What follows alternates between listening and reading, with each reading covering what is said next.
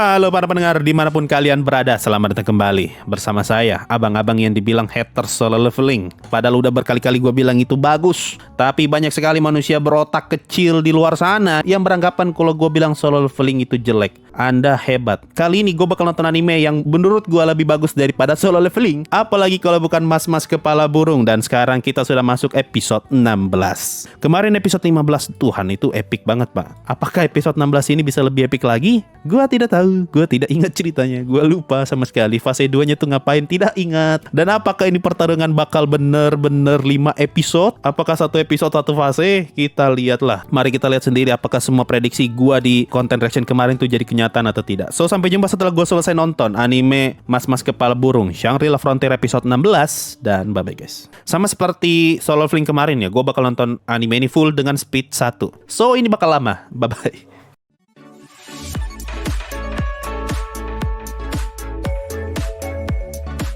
Loh, kok ini scene diulang lagi? Kok diulang lagi ngomongin scene yang Gozaemon? Oh, recap. Kebanyakan pak recap. Penyakit dari kemarin, recap terus oleh. Baru juga tuh dijelasin episode kemarin. Sekarang sudah recap lagi. Kenapa sih ini? Sengaja sekali bikin lama pacingnya. Sudah kasih recap. Iya.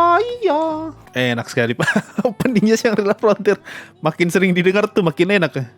Lanjut nonton. Tuhan, jangan bilang setelah opening masih recap lagi. Wih keren ya sini ya. Turun, habis itu zoom in. Dia membeli semua mutiara berjumlah 12. Berkeliling seluruh kota. Berarti dikit banget yang jualin barang. Sebutir saja seharga 4 juta mahni. 4 juta mahni itu berapa yen? The real Sultan kalau main. Tiap orang akan membawa 4 mutiara kebangkitan. Anggap aja kalau misalnya lawan Gozaemon harus bertahan 10 menit. Sunraku bertahan 1 menit lah. 1 mutiara 1 menit gitu. Jumlah maksimal pembangkit yang bisa kita bawa. Berarti ada batasannya. 27 item pembangkit. Wow. Ini mah mati hidup.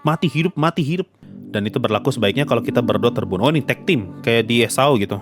Iya kan Esau kan yang ada fitur tagnya. Ganti-gantian. Tuhan recap berapa menit ini Ale. Nyaris 5 menit. Bagus loh kameranya nih kalau lu nyadar. Ngikutin matanya Sunraku gitu. Dari sini ke bawah baru ke atas. Oh dia langsung pakai lagi jurusnya pak yang 1 frame. Cepat apa lagi berapa detik dipakai tuh. Oh tidak kena nih gara-gara di luar jangkauan. Baru dipakai 2 menit saja senjata ini sudah setengah rusak. Tuhan sudah kayak main Zelda dikit-dikit rusak senjatanya. Serangan satu area saling ngedodge itu. Serangan apaan? Sunraku. Dia sudah pede tuh bisa menghindar dari serangan petir. Tiba-tiba Gozaemon keluarin tangan besar. Langsung heran lah. Anjir langsung mati lagi. Aduh. Sekali kena tempeleng meninggal lah. Nge-spam Tachikaze sudah kayak cheat nge-spam ayam atomik. Anjir Sunraku aja gak bisa parry loh. Padahal waktu lawan Nikagon tuh masih bisa di parry tuh serangannya Nikagon. Lawan Gozaemon tuh tidak bisa. Sudah mulai kena mental. Ini mustahil. Sudah mulai kena mental. Ini orang-orang yang main Dark Souls baru pertama kali nih. Mustahil nih lawan bos nih. Gimana caranya? Nah fase 2 nih. Sudah mulai terbakar. Sudah mulai panas. Ngeri Ale. Bahkan kuda aja ngeri tuh diliatin. Scene-nya begini lagi. Musiknya lagi Tuhan. Ini kuda besar apa lagi? Anjir musiknya. Bayangkan pak fase 2 tiba-tiba muncul monster besar. Tidak pernah lu lihat sebelumnya. Baru musiknya kayak gini. Totet. Apa tidak takut? Ih musik. Bertahan 10 menit lagi. Tuhan tiap fase bertahan 10 menit. Ini kasusnya Kazuo sudah kayak Sujingu tuh di episode kemarin dibanting-banting sama ular. Di sini Kazuo dibanting sama kuda. Hebat loh ini Sunraku nggak mati-mati loh selama fase 2. Dengan seluruh hartaku aku mendapatkan 300 poin. Apa yang dinaikin ini? Ini stat apa yang dinaikin? Lucknya Sunraku naik, staminanya Sunraku naik, staminanya Kazuo naik, vitality-nya Kazuo naik. Vitality-nya Kazuo dinaikin biar dia makin tahan dibanting-banting sama kuda. Staminanya Sunraku naik biar dia makin bisa tahan tuh ngedodge serangannya Gozaemon. Hand of Fortune, ini kayak skillnya siapa ya? Oh ini skill di manhwa itu yang jaga-jaga tembok tuh. Pukulannya tuh bisa berdamage tergantung hoki atau gimana ya. Pedangnya lepas. Diambil lagi pedangnya di pas ini. Diambil lagi nih pas ini. Oh tidak. Tuhan, pedangnya Wozemon tuh bahkan lebih tinggi daripada lebih panjang daripada tingginya Sunraku loh. Wah, anjir. Anjir, Wozemon tiba-tiba datang depan muka Sunraku. Mama lari. Ini bos lari kayak setan nih. Tuhan, dibanting, sudah dicekek, dibanting nih. Meninggal. Kasihan Sunraku mati nungging loh. Kacau malah ikat dia ke kuda. Gue ingat di bagian ini di komik. Ayo, terjadi apa? Jangan bilang tiba-tiba habis gitu. Langsung musik ending. Apa yang terjadi, Bang? Saya tidak ingat sama sekali fase 3 itu apa. Kadzo lagi mencoba mengamati dari kepala kuda. Jangan bilang habis. Pret. Kurang ajar. Ngeselin banget Pak cliffhangernya. Begini banget. Minimal kasih lihat wujudnya Kak di fase 3 dulu. Aduh, kambing. Nah, fase 2 10 menit pas. Fase 2 10 menit pas. Kelar di 22. Masuk fase 2 dari menit 9. Dari keluar kuda lah fase 2. Keluar kuda menit 10. Semuanya berhenti, kudanya berhenti di menit 19.21. Ya, dekatlah 10 menit lah. Ya, itu tadi Shangri-La Frontier episode 16. Satu episode satu fase. Betul, Saudara. Satu fase. Berarti Wozemon bisa-bisa 3 episode doang ya. Mentok-mentok 4 lah berarti ya. Emang fase 3 panjang banget ke? Gue gak ingat apakah fase 3 tuh nunggu 10 menit lagi atau dikalahin betul-betul. Kalau misalnya fase 3 tuh gak ada gimmick 10 menit ya, dan harus dikalahin betul-betul, artinya bisa 2 episode tuh fase 3. Episode ini tuh Tuhan, recap. Ini mah Shangri-La recap. Recap Frontier. Apa-apa recap. Banyak momen yang bikin tahan nafas di episode ini. Waktu Wozemon tiba-tiba muncul depan mukanya Sunraku sambil pegang begini mah, ngeri Pak. Lu bayangkan lagi main game nih, melek sebentar aja gini, tiba-tiba bos sudah depan muka. Apa lu tidak kaget? Boleh nanya tuh Kadzo ngapain? Kadzo ngapain? Tugasnya Kadzo tuh cuma ngalihin kuda. Itu doang, tok. Karena kalau Wozemon berhasil menyatu sama kuda, sudah kelar, pasti kalah. Jadi syarat untuk Wozemon bisa menyatu sama kuda, tidak boleh ada orang yang dekat sama si kuda itu. Makanya si Kadzo kepikiran tuh, oh berarti kita hanya perlu dekat ya. Oke lah kalau begitu, diikat tuh badannya di kepala kuda. Jadi selama masih ada orang yang nempel sama tubuh kuda, Wozemon tuh nggak akan pernah mau naik ke kudanya. Itu salah satu balancing sih. Karena kalau tidak ada balancing kayak gitu, auto loss mah. Gimana coba cara nahan kudanya Wozemon besar begitu Pak? Nahan supaya Wozemon tidak naik kuda mah mustahil. Makanya dikasih balancing kayak tadi, biar ada celah. Sama kan kayak Tachikaze-nya si Wozemon, dikasih tuh kuda-kuda biar nggak asal nge-spam. Kudanya CGI enggak. Dari yang gue lihat sih bukan CGI ya.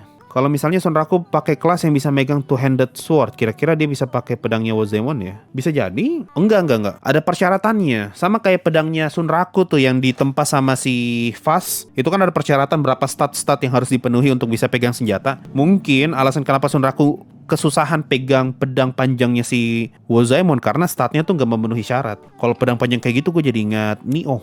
Ada senjata panjang kayak gitu, Tachi kalau nggak salah nama pedangnya. Ini kan batasannya level 50. Kalau mau naikin stat bukannya harus naik level ya? Berarti peningkatan stat yang dikasih pensil kan khusus buat lawan Wozemon doang kah atau gimana? Ya khusus buat lawan Wozemon tuh. Itu istilahnya item khusus yang bisa naikin stat tanpa perlu naik level. Nah itu item kayak gini berguna buat lawan musuh tipe Wozemon yang ngebuat level kita nggak bisa naik ataupun turun. Fix gitu levelnya segitu-segitu aja. Nah caranya untuk lebih mudah gimana ya naikin statnya kita? Serangan satu frame Wozemon tuh tipe pierce nggak sih? Jadi susah di parry? Enggak, bukan masalah pierce tidak. Satu frame itu makanya susah di parry. Satu framenya itu yang bikin dia susah di parry, bukan masalah pierce atau tidaknya. Lu lihat aja tadi waktu Sunraku lawan Wozemon, berapa kali serangannya masuk tidak di parry sama Sunraku. Nggak sanggup Sunraku parry dia. Antara dia nggak sanggup parry atau dia nggak berani parry. Karena tadi kan diliatin tuh kalau berapa kali dia nge-parry serangannya Wozemon, senjatanya yang ungu kan langsung sudah mau rusak tuh, durability-nya udah mau habis. Kemungkinan Sunraku tuh jaga-jaga. Kalau dia selalu parry serangannya Wozemon, bisa-bisa semua daggernya habis gitu.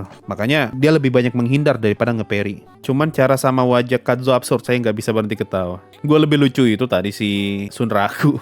Sudah pede dia tuh, bisa ngehindarin petir-petirnya Wozemon. Tiba-tiba Wozemon ngeluarin tangan kabut, langsung kena mental deh. Itu tuh mirip kayak main Elden Ring tuh. Waktu awal-awal lawan Three Sentinel, gue ingat banget.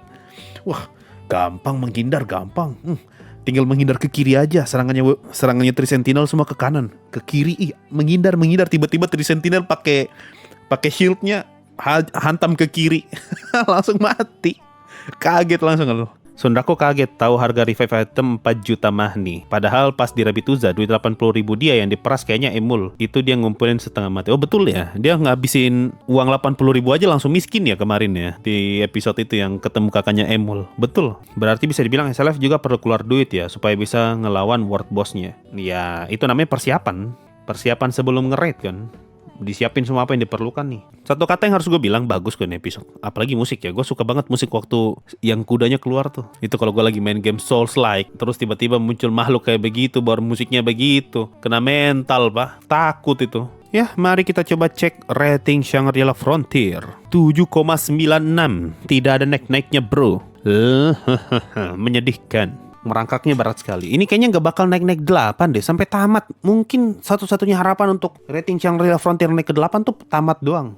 Kalau setelah tamat masih tetap nggak 8 ya udah. Emang di 7 aja dia, 7,9. Nggak akan lebih. Pas awal rilis 7,75. Iya, seingat gue awal rilis pun 7.